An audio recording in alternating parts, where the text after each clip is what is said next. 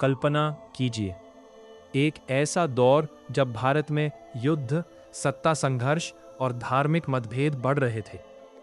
राजाओं की तलवारें लोगों के दिलों को नहीं जीत पा रही थीं। तभी कुछ ऐसे लोग आए जिन्होंने न तलवार उठाई, न किसी पर धर्म थोपने की कोशिश की। उन्होंने केवल प्रेम, करुणा, सेवा और इंसानियत का संदेश दिया। वे राजमहलों में नहीं, बल्कि साधारण लोगों के बीच रहे। उनकी दरगाहों पर हिंदू भी आए, मुसलमान भी, सिख भी और हर धर्म के लोग। लेकिन आखिर ये सूफी कौन थे? सूफी मत की शुरुआत कैसे हुई? भारत में यह इतना लोकप्रिय क्यों हुआ? और आज भी लाखों लोग उनकी दरगाहों पर क्यों जाते हैं? आइए जानते हैं सूफी मत की पूरी कहानी। अध्याय 1, सूफी मत क्या है? सूफी मत इस्लाम की आध्यात्मिक परंपरा है। इसका मुख्य उद्देश्य केवल धार्मिक नियमों का पालन करना नहीं, बल्कि ईश्वर के प्रति गहरा प्रेम और आत्मिक शुद्धि प्राप्त करना है। सूफी मानते हैं कि ईश्वर तक पहुंचने का सबसे सरल मार्ग है प्रेम, दया, सेवा, विनम्रता और मानवता। सूफियों के लिए बाहरी दिखावा महत्वपूर्ण नहीं था। वे कहते थे, यदि दिल साफ है तो वही सबसे बड़ी इबादत है। अध्याय 2, सूफी मत की उत्पत्ति। सूफी मत की शुरुआत लगभग 8वीं शताब्दी में पश्चिम एशिया में हुई। उस समय कुछ मुस्लिम संतों ने देखा कि समाज में धन और सत्ता का प्रभाव बढ़ रहा है। उन्होंने सांसारिक जीवन से दूरी बनाकर सादगी अपनाई। वे ऊनी वस्त्र पहनते थे। अरबी भाषा में ऊन को सूफ कहा जाता है। इसी कारण उन्हें सूफी कहा जाने लगा। हालांकि कुछ विद्वान मानते हैं कि सूफी शब्द का संबंध सफा अर्थात पवित्रता से भी हो सकता है। धीरे धीरे यह आध्यात्मिक आंदोलन पूरे इस्लामी संसार में फैल गया। अध्याय 3, सूफी मत के मुख्य सिद्धांत। सूफी मत के कई महत्वपूर्ण सिद्धांत हैं। पहला, ईश्वर से प्रेम। सूफी कहते हैं, यदि इंसान सच्चे दिल से ईश्वर से प्रेम करे तो वह स्वयं ईश्वर के निकट पहुंच जाता है। दूसरा, मानव सेवा। वे मानते थे कि इंसान की सेवा ही ईश्वर की सेवा है। तीसरा, समानता। सूफियों ने जाति, धर्म और ऊंच नीच का विरोध किया। उनकी खानकाहों में हर व्यक्ति का स्वागत था।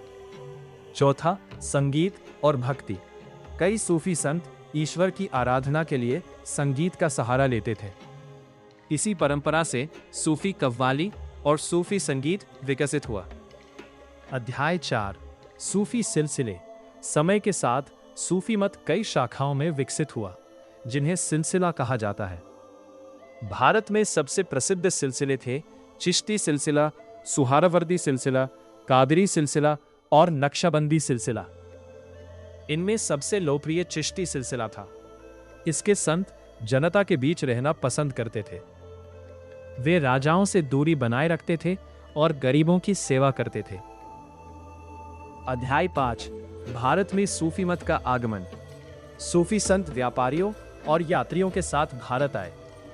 धीरे धीरे उन्होंने विभिन्न क्षेत्रों में अपनी खानागाहें स्थापित की।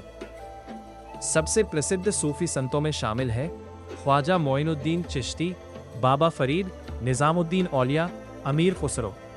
इन संतों ने प्रेम, भाईचारे और सहिष्णुता का संदेश दिया। इसी कारण लाखों लोग उनके अनुयायी बने।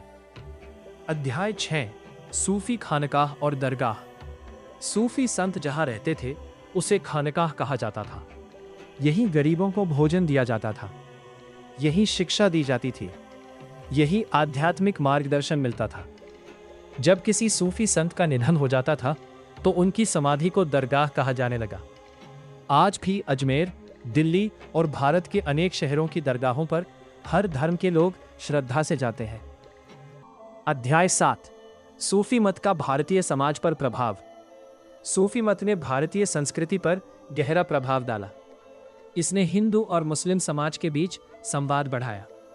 भक्ति आंदोलन और सूफी परंपरा के कई विचार एक दूसरे से मेल खाते हैं। संगीत, कविता, उर्दू भाषा और कव्वाली के विकास में भी सूफियों का महत्वपूर्ण योगदान रहा। आज भी सूफी संगीत पूरी दुनिया में लोकप्रिय है।